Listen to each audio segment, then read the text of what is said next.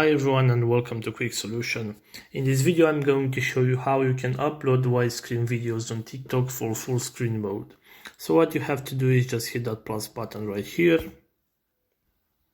and then you have to select the upload section on the bottom right.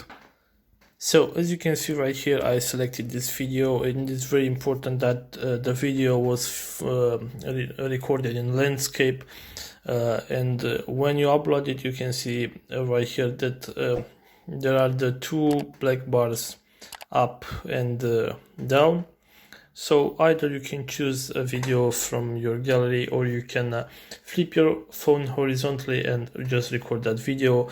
And it's very important that you have these two bars, black bars right here. So hit next. So if your video is not recorded in landscape mode, what you can do is just hit edit, select the video, and just rotate it till you get these two black bars right here up and down, and then you can click save. And if you're okay and you've done editing this video, just hit next and go ahead and post it. So this is all for today. If you have enjoyed this video, don't forget to like and subscribe to this channel for more videos like this.